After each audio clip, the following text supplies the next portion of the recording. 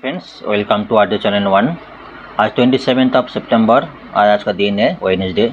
आज हिंदू न्यूज़ पर कुछ इंपॉर्टेंट आर्टिकल हम डिस्कस करेंगे और उसका रिलेटेड सपोर्टिंग डॉक्यूमेंट, सपोर्टिंग जो इन्फॉर्मेशन है एज पर रिलेटेड टू यूपीएससी हम डिस्कस करेंगे।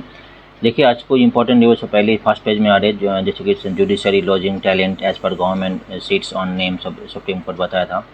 देखिए, तो इन्फॉर्मेशन से, लेकिन इसका जो जो सपोर्टिंग जो टॉपिक्स है और इस जो उसका बहुत इंपॉर्टेंट होता है। न्यूज़ ही तो इम्पोर्टेंट नहीं, लेकिन उसका सपोर्टिंग जो रिलेवेंट टॉपिक्स है वो रिलेटेड तो यूपीएससी इम्पोर्टेंट है। दूसरा टॉपिक दिखाई दे रहा है, इसमें कावेरी वाटर के बारे में बातचीत हुआ था कल CWRC Kaveri water regulating committee कल हम डिस्कस किए थे। वो कमेटी दो committee CWRC authority Kaveri water management authority release 30 cusec of water to Tamil Nadu till October 15। एक डिस्कशन हुआ था, ये दोनों टॉपिक हम डिस्कस करेंगे। और काफ़ी सारी पॉइंट जो आधार रिलेटेड पॉइंट जो मोदी का कुछ पॉइंट आया था वो भी हम डिस्कस करेंगे। और कनाडा और जो इंडिया के बीच में जो इशू चल रहा है उसका जो हॉस्पिटल सेक्टर पंजाब में कुछ जो अफेक्ट कर रहा है वो भी हम डिस्कस करेंगे। तो फर्स्ट आर्टिकल हम जो चलते हैं, जो जुडिशरी का पॉइंट है, सुप्रीम कोर्ट को प्रेज दे दे तो जजमेंट या कॉलेजियम जो लेट हो रहा है वो पॉइंट को हम डिस्कस करते हैं। चलिए चलते हैं। ये बता रहे हैं 70 high court collegium recommendation are pending over 10th month 10th month से पेंडिंग है from centre side, centre government side जो है पेंडिंग है। इस पॉइंट के ऊपर काफ़ी चर्चा चल रहा है। एक एनालिसिस उन्होंने दिया था हिंदू न्यूज़ पे, उसमें काफ़ी इंपॉर्टेंट एनालिसिस है, ये आप देख सकते हैं। इसमें बहुत बता रहे हैं जो sanctioning strength of high court में जो है वन सैंक्शनिंग हाई कोर्ट 1114 है और जो प्रेजेंट जजेस है 774 है और वैकेंसी है 340 है। और सिमिलरली जो सुप्रीम कोर्ट में जो स्ट्रेंथ है 34 है और कितना है 32 है, वैकेंसी कितना है 2 वैकेंसी है। और पेंडिंग केस को बताया, पेंडिंग केस कितना है हाई कोर्ट में देखा जा रहा है कि अराउंड 60,72,000 है। और cases pending in high courts for more than 1 year, 74% बता रहे हैं, 70% मोर देन 1 ईयर पेंडिंग है, मतलब 45,22,000 के आसपास है। पेंडिंग सुप्रीम कोर्ट पेंडिंग है बता रहे 80,591 पेंडिंग सुप्रीम कोर्ट में है। एक काफ़ी सारी इन्फॉर्मेशन हिंदू न्यूज़ में फ्रंट पेज में दिया है। ये जस्ट 8 पॉइंट, इसमें कोई क्वेश्चन तो ऐसा नहीं आएगा, लेकिन एक इसमें आइडिया लग सकता है कितना केस पेंडिंग है, कितना जजेस कॉलेज रिक्रूटमेंट पेंडिंग है, कॉलेजियम पेंडिंग है, एक इन्फॉर्मेशन दे रहे हैं। तो ये चले नेक्स्ट इसका आर्टिकल को देखते चलते हैं, उसका रिलेटेड टॉपिक्स हम डिस्कस करते हैं।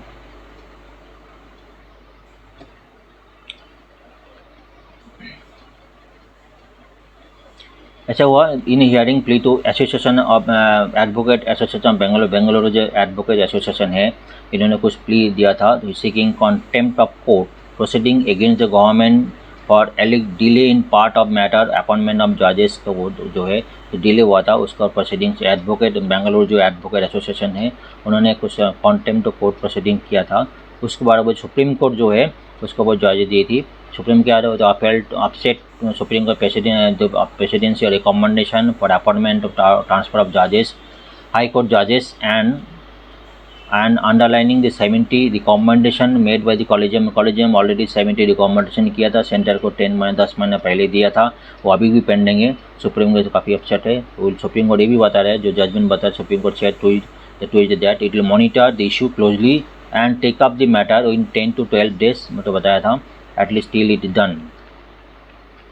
बेंच नेक्स्ट हियरिंग कब दिया, अक्टूबर 9 को हियरिंग दिया। तो ये मैटर मोटा मोटा जो न्यूज़ है ये है, मतलब जो इसको सुप्रीम कोर्ट ने जजमेंट दिया था इसमें पेंडिंग है 10 महीने से। 70 कॉलेजियम ने रिकमेंडेशन दिया था। तो अभी कॉलेजियम का मैटर में हम देखते हैं कॉलेजियम क्या है और इसको तो इनिशियल स्टेज में क्या ऐसे भी कॉलेजियम को लास्ट एक 1.5 साल से काफ़ी चर्चा चल रहा है, मिनिस्टर के लिए काफ़ी चर्चा चल रहा है और काफ़ी न्यूज़ में टाइम टू टाइम आते ही रहते हैं। तो मैटर को एक बार क्विक विजिट करते हैं। जुडिशियल अपॉइंटमेंट ऑफ कोर्ट्स, मतलब ये बता रहे collegium system is a legally valid system for appointment and transfer of जजेस supreme court and high court. ठीक है, the names are decided by forum of chief justice of India and 4 senior most जजेस of supreme court, मतलब जो name select किया जाएगा chief justice करेंगे और 4 सीनियर मोस्ट जजेस करेंगे। ठीक है, उसके बाद क्या होगा, the recommendation of the collegium are binding on the central government if the collegium send the names of the जजेस lawyers to the government in second time. अगर सेकंड टाइम तो कॉलेजियम गवर्नमेंट सेंट्रल गवर्नमेंट देंगे, और central government अगर review करने के अगर देते हैं तो सेकंड टाइम में जो रिव्यू कॉलेज नाम होगा बाइंडिंग फॉर, ये बाइंडिंग गवर्नमेंट तो बाइंडिंग हो जाए सेकंड टाइम मानने के लिए। बट प्रॉब्लम क्या हो रहा है, but time limit is not fix. Time limit fix ना होने की वजह से ये काफ़ी पेंडिंग डिले हो जाता है। This is the reason for appointment the जज फॉर लॉन्ग टाइम।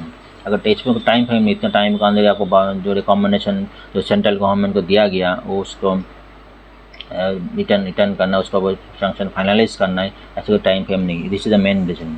और भी काफ़ी सारे इश्यूज है। इसका जो इनिशियल स्टेज में कॉलेज सिस्टम क्या था वो बता रहा था। इन दिस सिस्टम वैसे भी इनिशियल कॉलेज से उसके बाद इसका चेंजेस हुआ था 2014 में जो चेंजेस हुआ था। NJAC मतलब नेशनल जुडिशियल कमीशन एक्ट को चेंज हुआ था। 99 कॉन्स्टिट्यूशन अमेंडमेंट जो है इसमें चेंज हुआ था। इसका पहले कॉलेजियम सिस्टम क्या था, in this system of appointment जजेस collegium will recommend the names of candidate central government. Collegium जो है रिकमेंड कर सेंट्रल गवर्नमेंट करेंगे। Also central government send the names to propose candidate for consultation. Consultation पहले collegium system central government देंगे और central government will send the names for propose candidate for consultation. Appointment process take long time since it's not fix time, ये same चीज़ बताया था।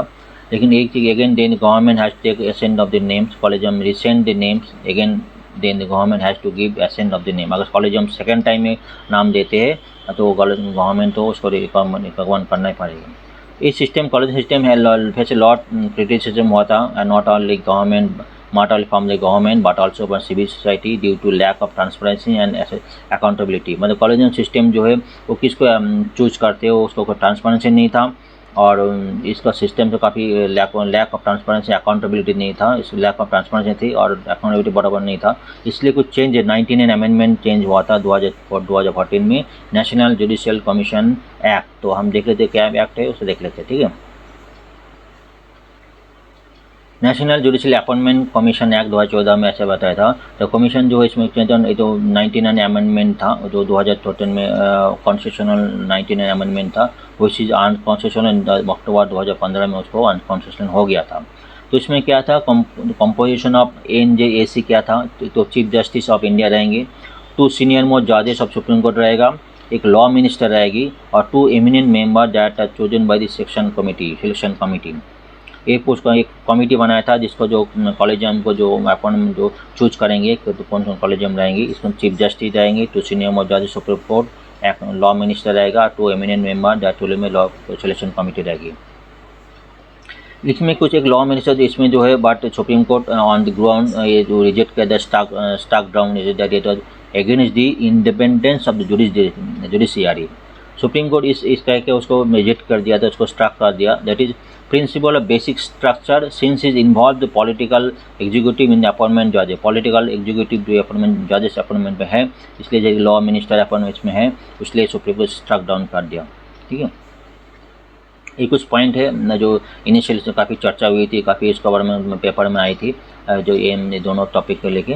तो अभी जो current system है, current system in the judicial appointment, it is obligatory to president to take into account opinion of the CJI। तो president CJI का opinion लेंगे। The opinion of the CJI binding on the government. CJI जो opinion जो है binding on the government, opinion CJI must be form after consultation of collegium at least 4 senior most जजेस of the supreme court.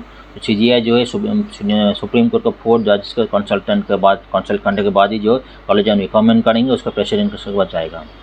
अब matter क्या हुआ, if the 2 जजेस give the adverse opinion then it should be send to recommendation to the government. अगर 2 जजेस adverse opinion देते तो send government को रिकमेंडेशन के लिए जाएंगे। ये मैटर अभी इशू है गवर्नमेंट के पास, कुछ कह जाएंगे तो कुछ टाइम लिमिट का कुछ है नहीं इसका काम, इसलिए ये मैटर जजमेंट सिलेक्शन पेंडिंग है। ये कुछ कॉलेजियम वाले काफ़ी इशू है, काफ़ी चर्चा चलते हैं। अभी जो फिलहाल जो नेक्स्ट जो हियरिंग है 19 अक्टूबर उसको गवर्नमेंट देखते क्या है। अभी तुम 6 को सामने को टॉपिक को हम डिस्कस किया। कॉलोजियम पॉइंट बहुत इंपॉर्टेंट है, एक क्वेश्चन आने का चांसेस है, कैंडिडेट्स इसको बहुत ध्यान से और भी रिलेवेंट टॉपिक्स नेट में सर्च करके पढ़ाई कर लीजिए। अभी हम उसको नेक्स्ट टॉपिक को हम देखेंगे, काफ़ी सारे टॉपिक्स है, हॉट इशू चले तो कावेरी वाटर का टॉपिक चल रहा है, और अदर रिलेटेड मूडीज़ का जो काफ़ी मूडीज़ के लिए काफ़ी आर्टिकल आ रहे हैं न्यूज़ में, काफ़ी सारी इंडियन एक्सप्रेस और टाइम्स ऑफ इंडिया काफ़ी न्यूज़ आ रहे हैं, वो भी हम कवर करेंगे।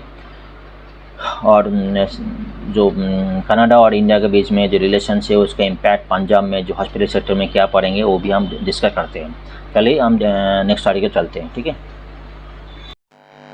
चलिए नेक्स्ट आर्टिकल आते हैं। एक तो इम्पोर्टेंट आर्टिकल है, Punjab hospital sector fair of Canada please follow.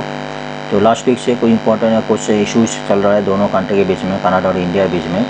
Last week Canadian prime minister Justin Trudeau कुछ कमेंट दी थी। उनका एक कहना ये था, जो उनका जो हरदीप सिंह निज्जर जो एक खालिस्तानी लीडर है, लास्ट जून में उसका मर्डर हुई थी।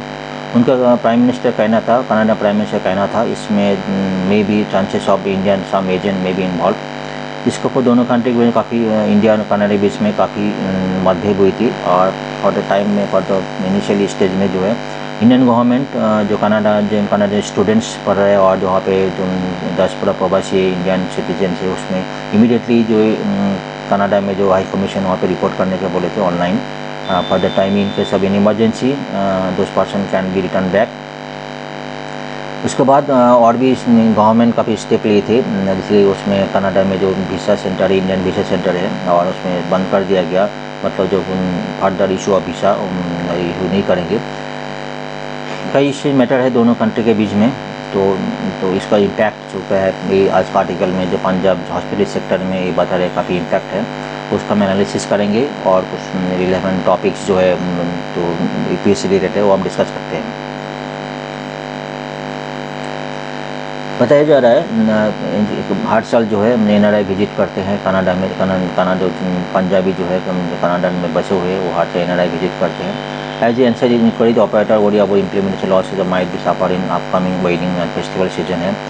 मोस्टली जो कनाडा में पंजाब में जो अपकमिंग वेडिंग सीजन है तो अक्टूबर टू जनवरी जो शादी सीजन है उसमें कनाडा से एनआरआई है उसमें वो लोग काफ़ी लोग आते हैं।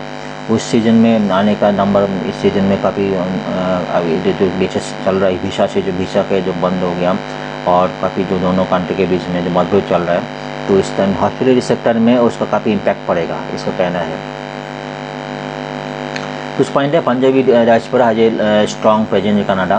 इसमें ये बताया जाए लास्ट 2021 में कनाडन में सेंसस हुई थी, उसमें ये देखा गया कनाडा मतलब फ्रॉम द लार्जेस्ट देखा गया था Canadian census from the largest share of Indian of Canada followed by मतलब पंजाबी जो है पंजाबी जो है कनाडा में का largest share followed by the Tamil Gujarati and Bengalis. उन्हें कुछ एज पर कुछ दिन पहले एक इम्पोर्टेंट आर्टिकल्स आए थे, उसमें ये देखा गया जो हम देख रहे हैं, ये देखा रहे हैं इसमें काफ़ी समझ में आ रहा है कि मतलब कनाडा में कितने संघ पंजाबी रहते हैं। ये बता रहे share of Indians across cultural ethnic groups who belong to second और थर्ड जनरेशन, मतलब सेकेंड थर्ड जनरेशन जो कनाडा में बसे हुए, ठीक है, not born in outside Canada में जन्म हुआ, ठीक है। इसमें बता रहे इसमें देखा रहा है जो सबसे ज़्यादा मैक्सिमम जो है पंजाबी जो है सेकेंड थर्ड जनरेशन है। ऑल्दो तमिल्स बोन्स भी है लेकिन नंबर ऑफ पर्सन मतलब पंजाबी सबसे ज़्यादा है, सेकेंड थर्ड जनरेशन है। इसमें समझ में आ रहा है मतलब कितना भारी पॉपुलेशन कनाडा में, और इन टर्म्स से पंजाबी जो है इंडिया में पंजाबी और तमिल्स और बोन्स भी है, यही बता रहे इस आर्टिकल। इसमें गुड एनालिसिस हुआ था तो इसमें ये समझ में आ रहा है कितना पीपल्स जो है उसमें कनाडा में पंजाब उसमें बसे हुए हैं, सेकेंड थर्ड जनरेशन बसे हुए। ये कुछ इंपॉर्टेंट एनालिसिस है जो लास्ट हुआ था, लेकिन इसमें जो suspension of does not impact Canadian holding overseas citizen of India, OCI card जो ऑलरेडी वैलिड है और वैलिड ऑलरेडी इंडियन वीसा जो उसमें ऑलरेडी कोई इम्पैक्ट नहीं रहेगा और जिसके बाद ऑलरेडी वीसा है, लेकिन नया वीसा अलग नहीं होगा, नया OCI कार्ड उसमें OCI कार्ड इसमें सैंक्शन नहीं करेंगे। और कुछ पॉइंट एनालिसिस हुआ था, ये भी इम्पोर्टेंट एनालिसिस है, लास्ट कुछ दिन पहले हिंदू न्यूज़ में आए थे। तो इसमें बता रहे India overtook China and Philippines in the form of immigrants highest share immigrants in Canada. 2016 से 2021 पीरियड में देखा रहे जो है, हम देखा रहे जो इंडिया का जो ग्राफ जो है सबसे ज़्यादा है, मतलब इंडिया जो है का परिमाण 2.5 लाख जो है इंडिया इमिग्रेंट ऑलरेडी कनाडा में है। तो ऑलरेडी पहले फिलीपींस और चाइना था, लेकिन तो इंडिया फिलीपींस इस पर नहीं, फिलीपींस था, हाँ चाइना भी कंडीशन आप था, लेकिन उसके बाद जो है 2016 से 21 के बीच में जो है इंडिया का जो नंबर ऑफ इमिग्रेंट्स है सबसे ज़्यादा है। एक कुछ एनालिसिस में शो करता है कितना डायस्पोरा कनाडा में बसे हुए हैं, इसका भी शो करता है। ये आर्टिकल बता रहे हैं जो जिसको ये बता रहे हैं कम से कम peoples from Canada hesitate to travel India. अब the season face of the install जो आपका अभी सिचुएशन दोनों कंट्री के बीच में बैठे हैं तो जो अपकमिंग सीजन है जहाँ अक्टूबर टू जनवरी बीच में जो फेस्टिवल सीजन है और शादी का मौसम है, पीपल्स फ्रॉम कनाडा उसको आना था, उसका रिलेटिव भी है पंजाब में, वो लोग इन ट्राइबल रहता है एकदम भाई से बढ़ता, तो इधर से भी उधर जाए, उधर से भी दोनों कंट्री को हमारा काम हो गया। उसमें बता रहे जो है कभी देखा उन्हें 12,000 जो रजिस्टर्ड वेडिंग वेन्यूज़ है उसमें कनाडा पंजाब में 12,000 उसमें वेन्यू है, उसमें काफ़ी इम्पैक्ट पड़ रहा है जो दोनों कंट्री के बीच में जो सिचुएशन हुआ था। ठीक है, एक कुछ ये बता रहे जो पहले 12,000 बुकिंग मैरिज है ऑफ दिस टाइम 12,000 NRI जो है इसका इम्पैक्ट भी आ रहा है। The period from October to April will then people from foreign countries travel India good numbers, initially जिनको पहले को आते थे। ठीक है, एक कुछ पॉइंट उन्होंने रेज किया, कोई एनालिसिस किया था। अभी जो हमने डिस्कस कर चुके हैं जो दोनों कनाडा जो और दोनों ट्राई आप जो ट्रेड ट्राई क्या है EPC point of view important है, वो हम एक बार डिस्कस कर लेते हैं। ऑलरेडी हमने इसका ऑलरेडी डिस्कस कर चुके हैं। India and Canada have significant trade relation in 2022 and India has Canada 10 largest trading partner. ठीक है, इन इंडिया जो कनाडा 10 लार्जेस्ट ट्रेडिंग पार्टनर है, ये भी इम्पॉर्टेंट है trading partner. Since 2018 India has been largest source of international student in Canada. हाँ, student सबसे ज़्यादा स्टूडेंट कनाडा में आता है। एप्लीकेशन से कुछ दिन पहले हिंदू में आर्टिकल आया था, एप्लीकेशन सबसे ज़्यादा स्टूडेंट्स के कनाडा में है। इंडिया टोटल एक्सपोर्ट, अगर एक्सपोर्ट पॉइंट ऑफ व्यू देखें, Canada added up 4.1 US billion dollars है और 2022-23 मतलब आप from $3.76 US billion dollar in 2021-22। ठीक है, इसमें जो आप हुआ था मतलब इस साल में काफ़ी इंक्रीज हुआ था। और इंपोर्ट पॉइंट ऑफ व्यू अगर import from Canada added up 4.05 billion US dollar in 2022-23 में हुआ था, पहले कितना था 3.13 था इसका पहला ईयर। FDI बात करेंगे, क्यूमुलेटिव FDI बात है फ्रॉम कनाडा सिंस 2000 इसमें 4.07 billion US billion dollar. About 600 Canadian companies are present in India. काफ़ी इंपॉर्टेंट पॉइंट है FDI 6, काफ़ी सारी FDI कनाडा से काफ़ी इंपॉर्टेंट है। Indian companies in Canada are active in information technology. कौन सेक्टर में काम कर रहे हैं? एक इंफॉर्मेशन टेक्नोलॉजी काम कर रहे हैं, software, steel, natural resource and banking sector में काफ़ी सेक्टर में काम कर रहे हैं जो इंडियन कंपनीज कनाडा में है। ये समझ में आ गई। ठीक है, अभी क्या क्या आइटम वहाँ पे इंपोर्ट और एक्सपोर्ट करते हैं इंडिया, जो major item export to Canada करते हैं, इसमें जेम्स है, ज्वेलरी से, पीसी स्टोन से, फार्मास्यूटिकल प्रोडक्ट, रेडीमेड गारमेंट्स है, मैकेनिकल एप्लीकेंट्स, काफ़ी सारे आइटम जो इंडिया कनाडा में एक्सपोर्ट करते हैं। Organic chemical, light engineering goods, iron and steel articles करते हैं। कनाडा में क्या है, कनाडा एक इम्पॉर्टेंट है उसका जो है वुड पाप और जो पल्सेस का तो मसूर दाल सबसे ज़्यादा इंडिया में इंपोर्ट होता है फ्रॉम कनाडा। न्यूज़ प्रिंट है, एस्बेस्टस है, पोटाश है, आयरन स्क्रैप है, copper, minerals and industrial chemical Canada. अभी तक दोनों कंट्री के बीच में ट्रेड के लिए काफ़ी कोई इशू तो नहीं है, लेकिन इम्पैक्ट पड़ सकते हैं। लेकिन इस पॉइंट में हम ये दर्शाता है दोनों कंट्री के बीच में इंटर रिलेशन कितना अच्छी बना रहा। तो एक कुछ इन्फॉर्मेशन से UPSC रिलेटेड काफ़ी क्वेश्चन आ सकते हैं। क्वेश्चंस काफ़ी इसका पहले जो आर्टिकल था कनाडा का जो बाउंड्री सराउंडिंग कंट्रीज़ क्या है हम डिस्कस कर चुके। क्वेश्चन किसी भी एंगल से हो सकते हैं। एग्जामिनर क्वेश्चन कौन से एंगल से देंगे हम ये नहीं कर सकते हैं, तो हम हर आर्टिकल को ध्यान से पढ़ना है। ठीक है, अभी नेक्स्ट आर्टिकल से चलते हैं। चलिए नेक्स्ट एडिटोरियल एनालिसिस चलते हैं। एक इम्पॉर्टेंट एडिटोरियल एनालिसिस है। लास्ट सैटरडे मोडी जो है मूडीज इन्वेस्टर सर्विस है, एक न्यूयॉर्क बेस्ड एक क्रेडिट रेटिंग एजेंसी है, एक ग्लोबल बेस्ड एक क्रेडिट रेटिंग एजेंसी है। उन्होंने क्या किया, एक रिपोर्ट पब्लिश की लास्ट सैटरडे को। उन्होंने जो हमारा जो इंडियन जो आधार बेस्ड सिस्टम्स है उसको कुछ रेड फ्लैग लगाए, कुछ क्वेश्चंस उन्होंने पॉइंट उठाई, वो हम डिस्कस करेंगे इस एडिट एनालिसिस में। उसमें कुछ पॉइंट उठाया और रेज किया। लास्ट एक दो दिन से उसके ऊपर काफ़ी चर्चा चल रहा है। इंडियन मिनिस्टर से काफ़ी कंसर्न दिए, तो हमारा तो जो एज पर यूपीएससी पॉइंट है वो दोनों पॉइंट डिस्कस करना चाहिए। एक तो मूडीज रेटिंग, मूडीज रिपोर्ट क्या बता रहा है, उसका कंसर्न क्या है, और हमारा मिनिस्टर का कंसर्न क्या है, ये दोनों पॉइंट हम रखते हैं। तो पॉइंट टू पॉइंट डिस्कस करते हैं, इसका डिटेल्स डिस्कस करते हैं और इसका एनालिसिस भी करते हैं, ठीक है।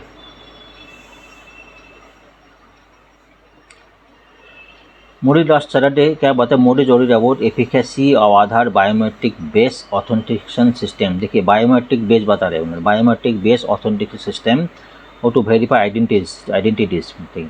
तो एक तो बता जो हमारा जो वर्ल्ड लार्जेस्ट आईडी सिस्टम है, हमारा जो बायोमेट्रिक्स है वो Aadhaar system world largest ID program है with biometric and democratic details over billions of residents. हमारा इंडियन के बिलियंस रेसिडेंट्स का जो है एक आधार बेस डाटाबेस है गवर्नमेंट के पास जो। इसके ऊपर लास्ट सैटरडे मोदी ने कुछ पॉइंट उठाई। मोदी एक न्यूयॉर्क बेस से New York base candidate in private sector है, इसके ऊपर पॉइंट उठाई। उनको कहना है, मोदी क्या कहना था, मोदी का देखो उनको कहना है, समझ लीजिए तो the system open result service Daniel and reliability of biometric technology specially in manual labours in hot human climates. उन्हें स्पेशली जो मैनुअल लेबर से हॉट ह्यूमन क्लाइमेट्स में जो है उसका बायोमेट्रिक जो टेक्नोलॉजी वो उसके जो वो सवाल उठाई, उसके जो क्वेश्चन पॉइंट उठाया।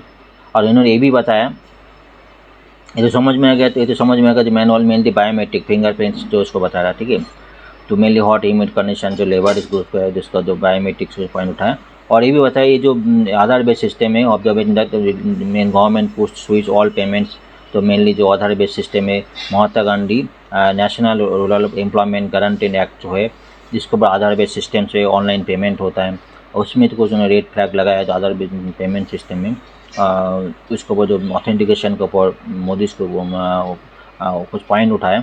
इसके ऊपर आर्टिकल उन्होंने डिस्कस किए लास्ट यस्टरडे कुछ उसके ऊपर गवर्नमेंट मिनिस्टर्स को कोई पॉइंट उठाया, तो इसका बेस करेंगे। ध्यान दीजिए कि इसको मोडीज क्या बताया, मेनली बायोमेट्रिक बेस का बात कर रहे हैं, मतलब फिंगर बेस का बात कर रहा है कि ह्यूमन कंडीशन में मैनुअल लेबर्स का बात कर रहे हैं। इन दोनों बात manual labours in hot human conditions का बात कर रहा है, ठीक है।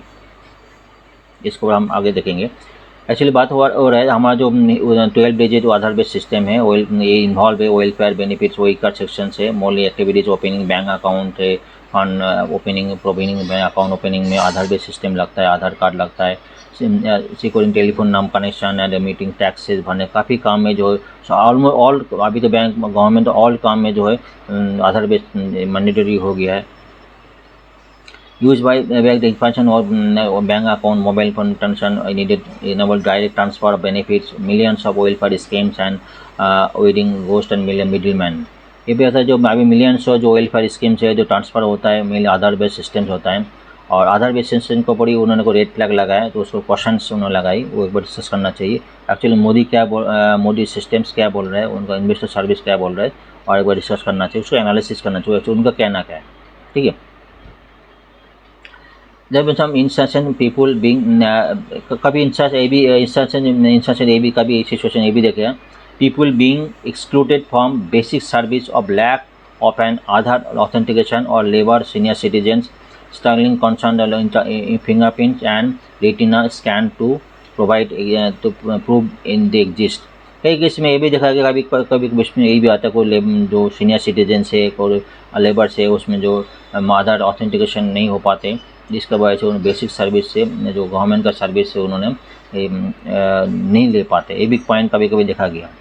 अभी आर्टिकल में ये भी बता रहे having appointed part time chief of the Uday last month after 4 years the government month seek honest review review करना चाहिए, एक रिव्यू ऑनेस्ट रिव्यू करना चाहिए and course correction of Aadhaar programme before expanding it's linkage further maybe electrical poll and private entities of private entities और MGNREGA programme से। और तो ये भी बोल रहा है जो गवर्नमेंट के क्वेश्चन होना चाहिए, कुछ पॉइंट इसका जो मोदी ने पॉइंट उठाया जो फर्दर एक्सपेंशन के लिए। अगर मोड और भी अदर प्रोग्राम को फर्दर और लिंकेज बनाने के पहले कुछ रिव्यू ऑनेस्ट रिव्यू करना चाहिए, ये आर्टिकल कहना है। अभी आर्टिकल का हम और डिटेल एनालिसिस करते हैं। लास्ट यस्टरडे कुछ पॉइंट उठाया, गवर्नमेंट मिनिस्ट्री का पॉइंट उठाया, तो हम ये तो मोदी का कंसर्न हम देख लेते हैं, गवर्नमेंट का जो मिनिस्टर का कंसर्न क्या, दोनों पॉइंट बात लेते हैं तो मतलब और क्लियर हो जाएगा। मोदी कंसर्न देख लिया, system based hurdle including burden establishing authentic system concern OBD mainly जो है कुछ पॉइंट होता है, मेनली जो ह्यूमिड कंडीशन में बायोमेट्रिक पॉइंट ऑफ व्यू बात करें, ह्यूमिड लेबर जो ह्यूमिड कंडीशन और मैनुअल लेबर्स का बात करें, ठीक है। अभी कुछ गवर्नमेंट का रिस्पांस क्या है, गवर्नमेंट कुछ पॉइंट कई सारे पॉइंट उन्होंने उठाया, कई सारी रेज क्वेश्चन रेज किया, तो हम इसको पॉइंट को बरेस करें। गवर्नमेंट जो है गवर्नमेंट और said that international agencies as in all भी जो International Monetary Fund World Bank have use same type of digital systems, कोई अभी कोई इशू नहीं हुआ। तो इंटरनेशनली काफ़ी IMF है, वर्ल्ड बैंक है, they are also use same type of ID system, similar digital ID system. तो वहाँ पे कुछ सवाल वैसा कोई नहीं हुआ, कोई इशू ऐसे कोई इशू नहीं हुआ। एक पॉइंट नंबर 1 समझ गया ना।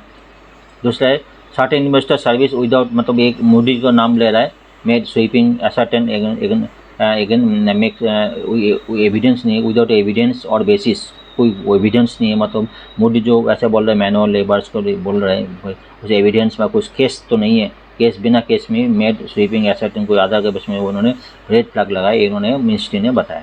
ये पॉइंट पे 2 पॉइंट हो गए, ठीक है। ये तो वर्ल्ड बैंक और IMF जो इंटरनेशनली यूज हो रहा है सेम टाइप डिजिटल सिस्टम, और जो मोदी जो ऐसे कुछ केस बा बेसिक एविडेंस का बात से नहीं बात कर रहा है, ऐसे ओवरऑल मोटा मोटा बात कर रहा है, इसका पॉइंट बात कर रहे हैं। सेकेंड दूसरा, और जो लास्ट डिकेड्स है over 1 billion Indians have express जो ट्रस्ट, मतलब लास्ट एक 10 साल से ऊपर जो 1 बिलियन इंडियन जो है आधार का बेस में उन्होंने ट्रस्ट बिल्ड किया है। ऐसे कुछ रिपीट कोई प्रॉब्लम नहीं हुआ, ऐसा कुछ केस होता तो पहले और मतलब ऐसे भी सामने आ जाता है, ऐसा कोई केस तो नहीं हुआ।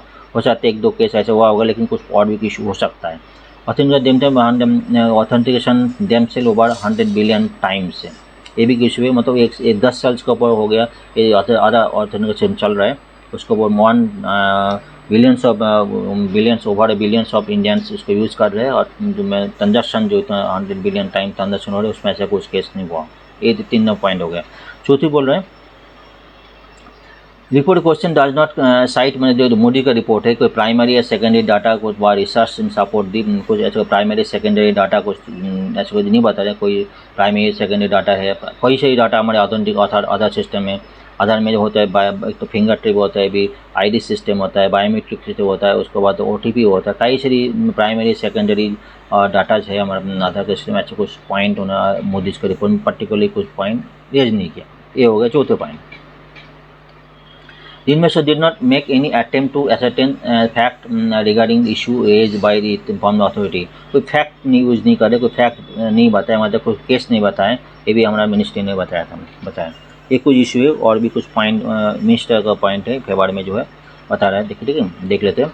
Report about the use of, ये तो biotechnology result service Daniel manual labours, इसको डेफिनेटली अगर मैनुअल लेबर का बात कर रहा है मोदी का रिपोर्ट में, डेफिनेटली जो बाई डिफ़ॉल्ट हुए ये बता रहे AMGN REGS का बात कर रहे हैं, national Mahatma Gandhi national rural employment guarantee scheme जो है उसके बारे में बात कर रहे हैं। लेकिन ये भी बता रहे हैं आवर एविडेंस है author report that unaware that, मतलब मोदी जो रिपोर्ट है जो ऑडिटर्स है वो unaware that sending the seeding of the author Aadhaar in image database have not done without requiring worker to authenticate using their biometrics। मतलब जो है MGNREGA जो है जिस प्रोग्राम जो है उसमें मैनुअल लेबर्स को बायोमेट्रिक जरूरत नहीं पड़ती, कोई बायोमेट्रिक उसमें जरूरत नहीं पड़ती, ठीक है। एक तो केस होगा। अगर बायोमेट्रिक का बात कर रहे हैं हॉट ह्यूमिड कंडीशन में, तो ये जो major Mahatma Gandhi national rural employment guarantee scheme जो है, यहाँ पे जो लेबर्स है उसमें आधार ऑथेंटिक करने के लिए बायोमेट्रिक का कोई ऐसा वो नहीं है, ठीक है। Even payment worker under this scheme is made directly crediting money into their account directly account में चले जाते हैं, does not required worker to authenticate using their biometric को यूज ही नहीं। तो एक ऐसे तो मतलब तो क्वेश्चन की बात की हमारा मोदी के रिपोर्ट में वैलिड नहीं हो पा रहे। अगर मेजर हमारा जो पॉइंट होता है AMGN REGS का बात कर रहे हैं, यहाँ पे ऑथेंटिकेट जरूरत करना नहीं पड़ता, यहाँ पे डायरेक्टली पेमेंट अकाउंट में चले जाता है, ठीक है। ये भी पॉइंट उठाएं। दूसरा जो है मोदी रिपोर्ट और ignore the biometric submission also is also possible contactless जो है मीनिंग, मतलब जो अगर ऑथेंटिक अगर जो कॉन्टैक्ट जो है होता है सिर्फ बायोमेट्रिक नहीं, फिंगर टिप नहीं, कॉन्टैक्टलेस मीनिंग भी होता है, साथ साथ face authentication and iris authentication, इसके थ्रू भी आधार ऑथेंटिकेट कर सकता है। मतलब जो बोलो ना प्राइमरी सेकेंडरी डाटा होता है ना, तो बायोमेट्रिक के अलावा भी जो है फेस आइडेंटिफिकेशन ऑथेंटिकेशन होता है और आइरिस ऑथेंटिकेशन होता है। इसके अलावा भी जो है O T P verification, one time password verification भी होता है। तो कई सारी लेयर्स है आधार ऑथेंटिकेशन करने के लिए। तो एक without security privacy about the ministry of security privacy of the system, the minister said that fact has been repeatedly disclose response to parliament questions, parliament का क्वेश्चन रखा है। For the parliament had laid down the robust privacy protection in law governing the Aadhaar system. Parliament के through raise किया गया था, parliament के through robust system लगाई थी, ठीक है। And obey that robust of technology and organisation and arrangement the minister emphasises. मतलब ये जो कई पॉइंट है, मूडीज का पॉइंट है, मूडीज का पॉइंट एक अगर समाप्त करे या हमारी समाप्त करे, मूडीज पॉइंट उठा मेनली मैनुअल लेबर्स को बायोमेट्रिक का बात कर रहा है हॉट ह्यूमिड कंडीशन में। लेकिन गवर्नमेंट क्या बोले, गवर्नमेंट मिनिस्टर बोले जो अगर मेनली जो MGNREG है जो प्रोग्राम है, इसमें ऑथेंटिकेशन के लिए, लेबर ऑथेंटिकेशन के लिए बायोमेट्रिक नहीं होता है। इसका पेमेंट जो है डायरेक्ट ट्रांसफ़र बैंक अकाउंट जाता है, वहाँ पे भी ऑथेंटिकेशन के लिए बायोमेट्रिक फिंगर का जरूरत नहीं होता है। एक मेजर पॉइंट होगा। दूसरा जो है बायोमेट्रिक ऑथेंटिकेशन जो है मोदी अच्छा जो बोल रहा है, मोदी रिपोर्ट जो अच्छा बोल रहा है बायोमेट्रिक ऑथेंटिकेशन बात करें, सिर्फ उसमें फिंगर का नहीं और भी आइरिस सिस्टम है, फेस का जो ऑथेंटिकेशन है, वन टाइम पासवर्ड सिस्टम भी, आधार कार्ड सिस्टम जो है ऑथेंटिकेशन है, कई सारी डाटा पॉइंट है उसमें भी डाटा होता है। तो एक से और जो है मोदी की रिपोर्ट मेन जो फैक्ट जो है उन्होंने कुछ डाटाबेस पर कोई केस नहीं बताया, कोई डाटाबेस नहीं बता रहा, ये भी एक पॉइंट बताया। कैसे हमने दोनों पॉइंट रखा है, मोदी का बताया था, मानो आधार का ऑथेंटिकेशन बताया, ये भी एज ए UPSC एस्पिरेंट दोनों पॉइंट आपको जज करना है। आपको रिपोर्ट क्वेश्चन में आपको आंसर लिखना है, दोनों पॉइंट जज करके प्लस में माइनस दोनों पॉइंट, कभी कोई क्वेश्चन में प्लस माइनस दोनों आपको करके आपको एनालिसिस आपका भी देना है, ठीक है। ओके, नेक्स्ट आर्टिकल चलते हैं। एक इम्पॉर्टेंट आर्टिकल है, CWRC Kaveri water regulation committee directs Karnataka to release 3000 cusec of water to Tamil Nadu till October 15। ये काफ़ी दिन से चल रहा है मैटर, काफ़ी दोनों स्टेट्स का कर्नाटका और तमिलनाडु के बीच में इशू चल रहा है, water release, Kaveri water release के बारे में चल रहा है। तो हमने इसको बहुत डिटेल एनालिसिस करते हैं क्योंकि पॉइंट काफ़ी इंपॉर्टेंट होते जा रहा है, क्योंकि इसका काफ़ी चर्चा पेपर में न्यूज़ आते रहे और इसका आर्टिकल्स डिटेल में UPSC रिलेटेड पॉइंट डिटेल में हम डिस्कशन करेंगे। चलिए हम देखते हैं। एक्चुअली क्या बेंगलुरु में जो है बंद रखा है कावेरी डिस्प्यूट को लेकर, तो कावेरी डिस्प्यूट क्या है वो देख लेते हैं।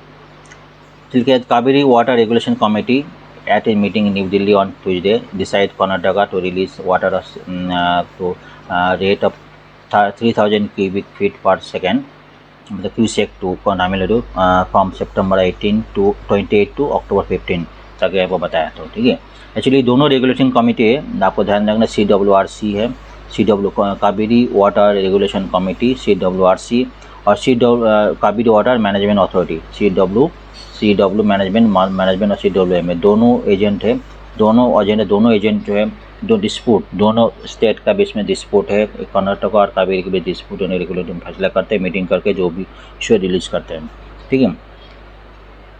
तो इसका पहले जो डिस्प्यूट था हम वो भी डिस्कस करेंगे, क्या मैटर था, सुप्रीम कोर्ट को राय दी थी, उसके बारे में कर्नाटका कुछ पॉइंट था, कर्नाटका कुछ स्टैंड थी, डिस्प्यूट किया हुआ है तो उसको देख लेते हैं, और जो UPSC रिलेटेड कुछ सपोर्टिंग पॉइंट्स वो भी डिस्कस करेंगे, ठीक है। The meeting held on CWRC assisting body of the Kaveri Water Management Authority। Meeting से असिस्टिंग दोनों है, दोनों एक CWRC है और the assisting body Kaveri water management authority, ठीक है। उसमें क्या किया, लास्ट नियरली 2 आवर्स मीटिंग करने के बाद जो एडिशन लिया था, तो 3000 क्यूसेक वाटर उन्होंने रिलीज़ करना पड़ेगा। किसको, कर्नाटक को रिलीज़ करना, किसको देना है, तमिलनाडु को देना है, ठीक है। कर्नाटक को स्टैंड था, कोई उन्होंने meeting Karnataka split that inability to continue the release of water while Tamil Nadu wanted at least 12,500 cusec of water to be release for the coming week. ये कुछ पॉइंट है तमिलनाडु को कितना क्यों चाहिए, इतना वाटर क्यों चाहिए और कर्नाटक को क्यों नहीं दे पा रहे, वो पॉइंट हम डिस्कस करेंगे। कर्नाटक की इनएबिलिटी क्यों है, पॉइंट को डिस्कस करेंगे। और अब इसमें क्या है 6.48 thousand million cubic feet to be received by Tamil Nadu in the last fortnight and around 5.7 thousand million cubic feet to be released according to the official, इसमें बताया था। तो पॉइंट का हम और डिटेल में डिस्कस करते हैं। अच्छी सुप्रीम कोर्ट को राय दी थी, सुप्रीम कोर्ट 21 सितंबर की राय दी supreme court asked Karnataka to continue releasing 5,000 cubic feet per second cusec water from Kaveri river to Tamil Nadu को देने के बोले, तो हम नेक्स्ट 15 डेज पे बोले थे। उसका बेस में जो है कर्नाटक को कुछ प्रोटेस्ट किया था, कर्नाटक को अपना सुप्रीम कोर्ट अपना कुछ पॉइंट रखा था। Daily flow of 5,000 cusec water आने वाले Tamil Nadu was against is interest, मतलब उन्होंने कुछ पॉइंट रखा है, कर्नाटक अपना पॉइंट रखा है, वो पॉइंट हम डिस्कस करेंगे। तमिलनाडु को कुछ पॉइंट है, तमिलनाडु रिक्वायरमेंट है, दोनों स्टेट पॉइंट है, Tamil Nadu need to water for at least 3 lakh acres over हुई शॉर्ट टर्म क्रॉप। तो कुरुभाल जो शॉर्ट टर्म क्रॉप है, शॉर्ट टर्म उसके लिए 3 लाख एकर्स जमीन लैंडेड है, उसके लिए वाटर क्राइसिस हो रहा है। Raise water already there are report the crop being risk of watering और मेनी प्लेसेस। ये जो क्रॉप शॉर्ट टर्म क्रॉप है जिसका नाम है कुरुभाल, ठीक है, नाम जानिए कुरुभाल शॉर्ट टर्म क्रॉप है, इसके लिए जो वाटर इम्पॉर्टेंट है चाहिए, इसके लिए तमिलनाडु का पॉइंट है। और कुछ दोनों स्टेट के बीच में और कुछ पॉइंट था, तो इसमें कर्नाटक का जो फार्मर से को काफ़ी पॉइंट और प्रोटेस्ट किया था, जो सुप्रीम कोर्ट का राय है उसको कर्नाटक का जो फार्मर से रेज किया था। तो क्या रेज हम देखेंगे और आगे तो फिलहाल तो हम कावेरी वाटर के बारे में कुछ, कावेरी रिवर्स के बारे में कुछ जानकारी लेते हैं जो UPSC point of view important है, ठीक है। कावेरी मेनली जो है देखो, कावेरी साउथ में इंपॉर्टेंट रिवर है, उसका irrigation point view, drinking water के पॉइंट इंपॉर्टेंट, और कुछ रिवर नहीं है। इसको नोन है पोननी इन तमिल्स और the Ganga in the south का गंगा बताते हैं। तो कावेरी कहाँ से rises from Brahmagiri hill of the Western Ghat, ठीक है, and south east of the south western Karnataka state, यहाँ से रिलीज होके उसके बाद जो है तो कर्नाटक से रिलीज होके उसके बाद तमिलनाडु फ्लो होके पांडिचेरी के बाद जो है बे ऑफ बंगाल में जाके मीट करते हैं ये कावेरी रिवर से, ठीक है। टोटल लेंथ कितना है 850 किलोमीटर से। इसमें कावेरी को और भी सारी ट्रिब्यूनल्स है, हम पिक्चर के बारे करते हैं। ट्रिब्यूनल्स कई से ट्रिब्यूनल्स है, जैसे कि राइट में कई से ट्रिब्यूनल्स है, इसमें कई से ट्रिब्यूनल्स में एक केरला स्टेट है, केरला के उसमें कुछ काबिनी है, कई सारी ट्रिब्यूनल्स है, ठीक है, जो केरला भी है। तो एक्चुअली हुआ क्या रहा है, तो कावेरी रिवर जो है कर्नाटक से रेज होके उसके बाद फ्लो होता है तमिलनाडु को, ठीक है, मतलब दोनों स्टेट हो गया, कर्नाटक हो गया, तमिलनाडु हो गया। और पांडिचेरी के थ्रू बे ऑफ बंगाल होता है, तो पांडिचेरी भी हो गया, 3 हो गया। और तो ट्रिब्यूनल से केरला होके आके तमिलनाडु में जो कावेरी में जाके मीट करते हैं, तो केरला भी हो गया। तो इसमें 3 स्टेट, कर्नाटका, तमिलनाडु, केरला, 3 स्टेट हो गया, और पांडिचेरी जो एक यूटी हो गया। टोटल 4 ये हो गया, 4 स्टेट हो गए, 3 स्टेट एक यूटी हो गए, इसका अंदर इन्वॉल्व है। मतलब वाटर शेयर जो है ये चारों स्टेट का बीच में होगा, इसका बोलने का मतलब है, ठीक है। अभी डिस्प्यूट कहाँ से हुआ है वो देख लेते हैं, डिस्प्यूट का मतलब क्या है, डिस्प्यूट क्यों हुआ।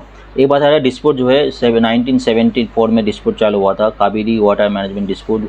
Kaveri water dispute between Karnataka और तमिलनाडु बिगन इन 1974, जहाँ पे Karnataka started diverting water without Tamil Nadu consent. मतलब कर्नाटक जो क्या किया जो तमिलनाडु बिना पूछे उसका जो ट्रिब्यूनल से उसके ऊपर 4 डैम उन्होंने बना लिया था। 4 डैम का ऊपर देख लेते हैं, बहुत ध्यान से देखिएगा। 4 डैम जो है कर्नाटका, इसमें काबिनी भी डैम बनाया, दूसरा कृष्णराजा सागर डैम बनाया, ठीक है, हरंगी डैम बनाया और हेमावती डैम। 4 डैम जो है जो कर्नाटक में है वो कावेरी का वाटर का जो उन्होंने रोक लिया गया, ठीक है। जो कावेरी वाटर का रोक लिया गया तो नीचे फ्लो जो कावेरी वाटर जो नीचे फ्लो टुवर्ड्स तमिलनाडु कम हो गया। इसके बाद डिस्प्यूट चला, जो तमिलनाडु को पानी मिलना कम हो गया, तो उसके बाद डिस्प्यूट 1974 से चालू हो गया, डिस्प्यूट चालू हो, ठीक है। अभी नेक्स्ट पॉइंट देखते हैं। उसके बाद जो है Kaveri water dispute tribunal CWDT, ठीक है, ये डिस्प्यूट ट्रिब्यूनल इस्टेब्लिश इन 1990 में इस्टेब्लिश हुआ तो रिजॉल्व द इशू दोनों स्टेट, चारों स्टेट के बीच में था, रिजॉल्व इशू था। और उसके बाद 17 ईयर्स के बाद रिसर्च करने के बाद, स्टडी करने के बाद 2007 में उन्होंने कुछ रिपोर्ट दिया, उनको पॉइंट दे रहा है, उनको प्रो डाटा बेसिस में कोई रिपोर्ट रिलीज़ की, अपना राय दी, ठीक है।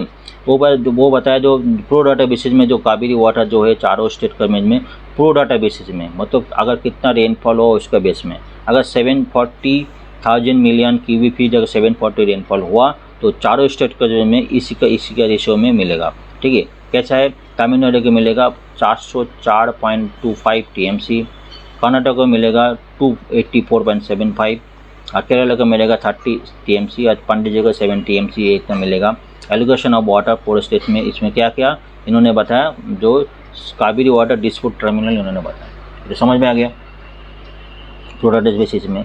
और जो 4 TMC has been set apart from environmental protection, और भी काम के लिए इन्होंने काफ़ी एनवायरमेंटल प्रोटेक्शन के लिए सारा जो है 4 TMC रिजर्व कर रखा। ये तो बात मोटा मोटा बात हो गया, ठीक है।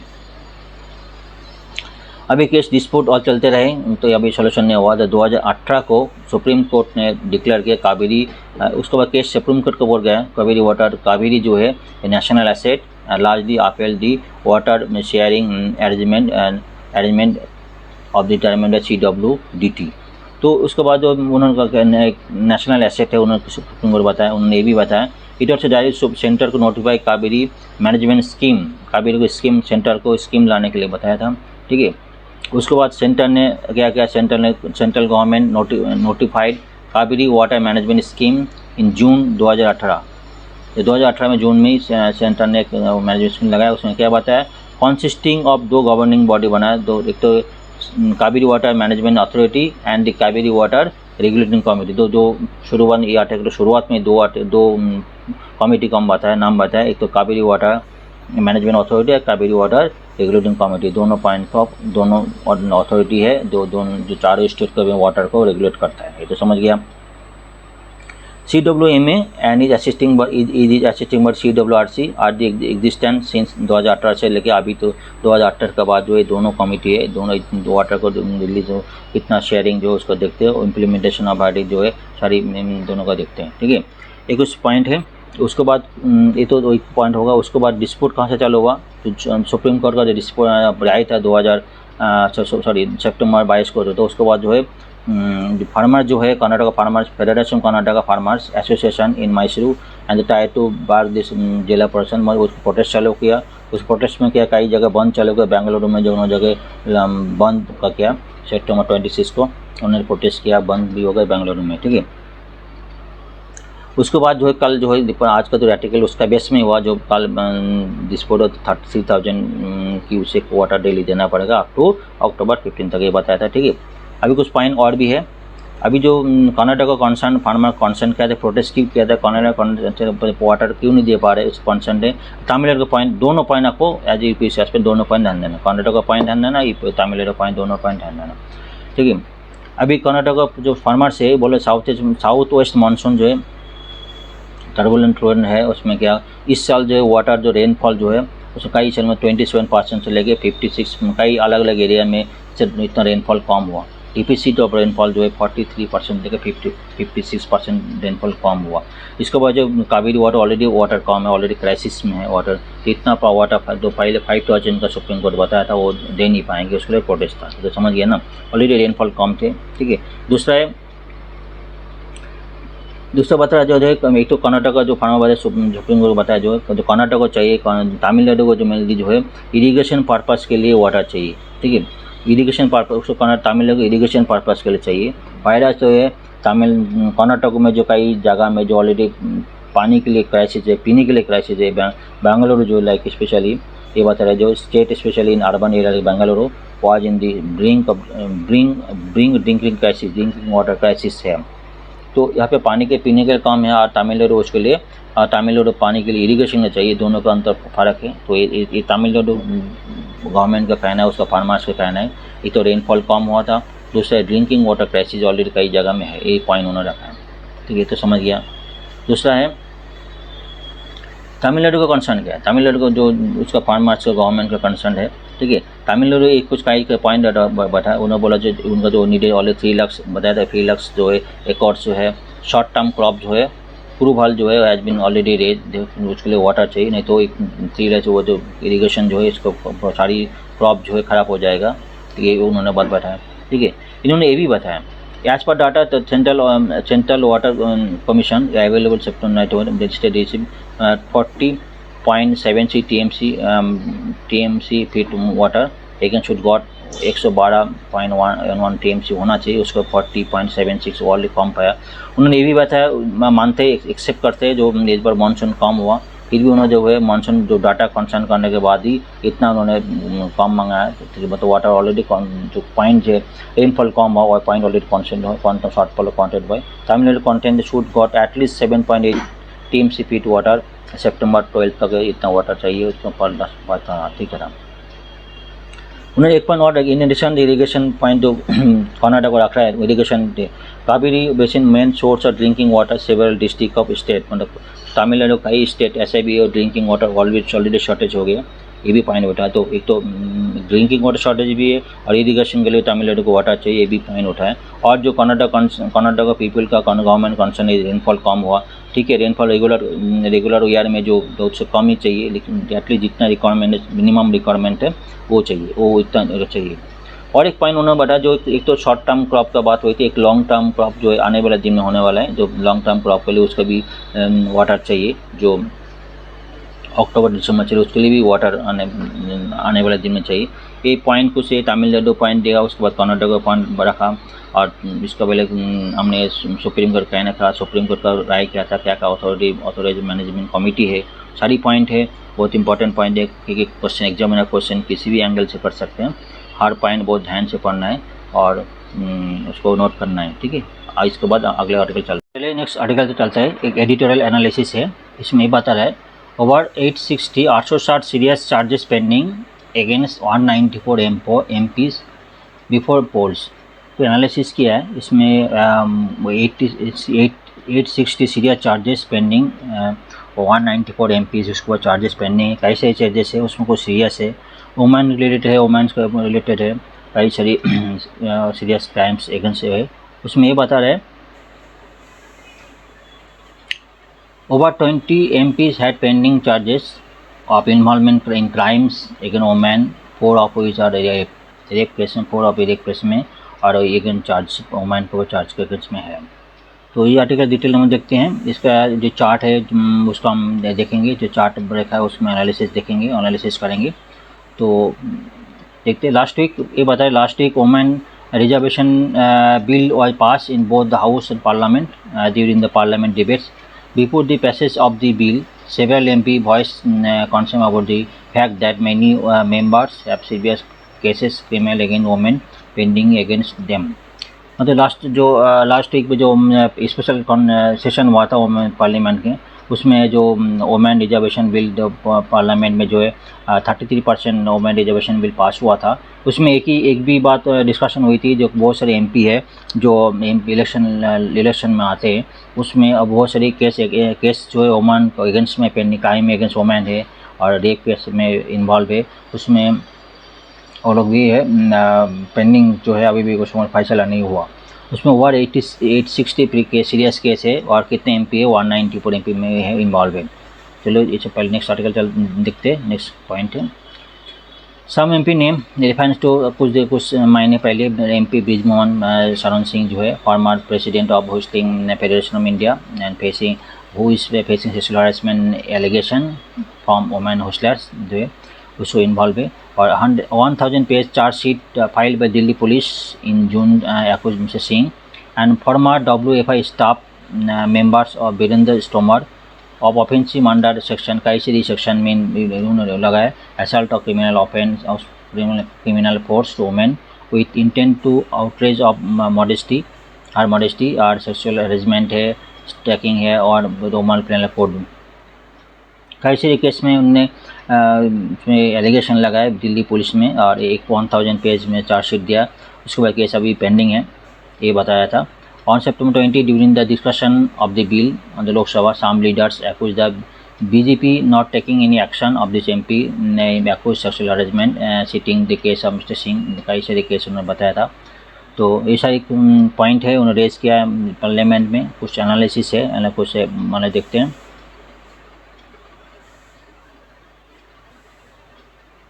According to the Association of Domestic Reform Analysis, उन्होंने क्या किया, 763 लोकसभा एंड राज्यसभा MP के ऊपर एनालिसिस किया। उसके अंदर 306 जो क्रिमिनल केस पेंडिंग है, मतलब 40%, मतलब 40% क्रिमिनल केसेस है and 194 25% serious criminal case pending against them when they file there affidavit.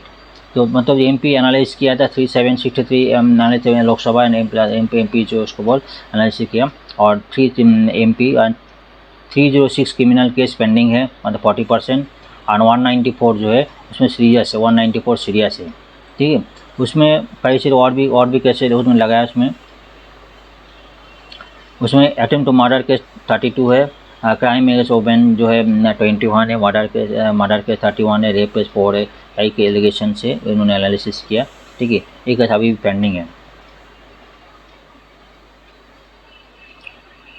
Chart number 2 में बताया जो लिस्ट 21 MP हुआ pending charges of involve in crime against women, कई सारे चार्जेस लगे, 21 MP है। इसमें BJP कितना है, BJP बताया, BJP जो है 5 of them all from BJP, allegation West Bengal, ठीक है। 10 of this MP are from BJP, 5 are them Congress and 3 of YS R Congress party and rest of them other party से इसमें बताया था, ठीक है। तो जी BJP तो ऑल ऑफ देम 5 BJP और elected from West Bengal, 3 are from Kerala, all from Congress, ठीक है, Kerala and 3 of the Andhra Pradesh and all from the YSR Congress party. एक और एनालिसिस किया, ये चार्ट नंबर 2 है, आगे जाकर देखते हैं। चार्ट नंबर 3 क्या शो कर रहे हैं, state wise MP who had serious criminal charges pending against them all the time of the election, जो इलेक्शन का बता रहे थे। इस सर्कल करस्पॉन्डिंग टू MP, ठीक है। बापूराम जो है इसमें सर्कुलर, बापूराम सोराम जो BJP लीडर तेलंगाना, जो बापूराम से इसमें 55 केसेस के ऊपर है, और जो उसका फॉलोड बाय जैन कुरिया कोचा अदर कांग्रेस कम केरला 37 केस है, कई के, ठीक है। 860 serious charges against pending against 194 MPs को बताया। तो हमने चार्ट को थोड़ा बड़ा करके देखेंगे। इसमें तो 55 केस है, बापूराम सोनाम के ऊपर जो केस है, फॉलोड बाई दिस वन बता रहे। उसमें कई स्टेट वाइज कई स्टेट में है, उसमें यूपी में है, बिहार में, कई सारे स्टेट में जो है। इसमें रेड जो है मतलब BJP बता रहे हैं, रेड जो है BJP, और ब्लू जो है Indian Congress, other colour others है। इसमें कई सारे एनालिसिस किया है, ठीक है।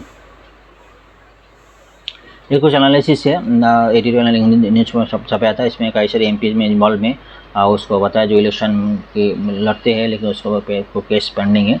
चलिए हम अगले आर्टिकल तक चलते हैं। इस आर्टिकल में कल्चरल हेरिटेज से रिलेट कर सकते हैं। इसमें बताया 9 days annual Tirumala Brahmotsavam of lord Venkateshwara जो महोत्सव है, इस बार तिरुमला टेम्पल है साउथ में, तो उसमें हर साल होते हैं।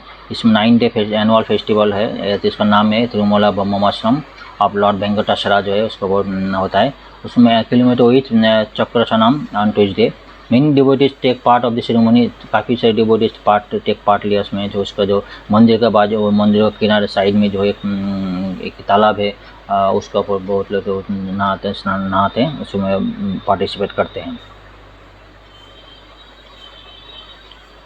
Tirumala Brahmotsam is an annual festival which is celebrated at the secret of Tirumala temple in the Andhra Pradesh during 9 days Dussehra Navratri है, दशहरा नवरात्रि में तो उसमें फेस्टिवल होता है। Festival holds an immense significance among Hindu devotees, बहुत सारे हिंदू डिवोटीज है, डिवोटीज का इम्पोर्टेंट फेस्टिवल है।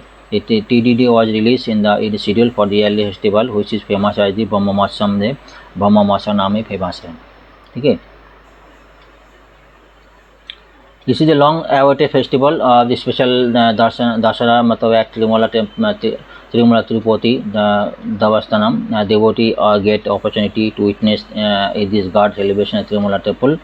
इसमें हर साल होता है। इस बोले दिस 2023 में Brahmotsav is celebrated twice due to Adhik Maas during September and October. सितंबर मास आज एंड है, कल एंड हो गया, सितंबर महोत्सव has been become end. Now the celebration for Tirumala Navratri Brahmotsav going to begin October 15 तो चालू होगा एंड टिल कंक्लूड October 23। इस साल 2 बार होगा, सितंबर में एक बार कंप्लीट हो गया और उसके बाद October 15 to 23 तक होगा। ठीक, कितने दिन का? 9 डेज प्रोग्राम है। ठीक है। और वाई इज कॉल्ड ब्रह्म महोत्सव, इस फेस्टिवल के ब्रह्म महोत्सव बोलते हैं। As per the legend lord Brahma appeal to lord Vishnu for his cards that he left out all the worship. ठीक है। Jagnas and sacrifice and everything. After hearing it, Lord Vishnu granted the permission to conduct all the Ushanam by this hand of that why the celebration is called ब्रह्म महोत्सव। ठीक है। ये ब्रह्म महोत्सव बोलते तो उसमें लॉर्ड ब्रह्मा विष्णु के पास गए थे, जो उसका शाप दिया था उसको, और ना जो वर्कशिप है जो लोग पूजा करते उसका करने गए थे। ये कुछ फेस्टिवल है, उसको तिरुपति का इम्पोर्टेंट, साउथ का इम्पोर्टेंट फेस्टिवल है। 9 डेज होता है, हर साल होता है। चलिए आज इम्पोर्टेंट है, कई सारे पॉइंट हम डिस्कस किया है। कई सारे इम्पोर्टेंट है, तो आधार रिलेटेड पॉइंट काफ़ी इंपॉर्टेंट है, कॉलेजम का पॉइंट अब डिस्कस किया। ये चलिए आज थैंक यू।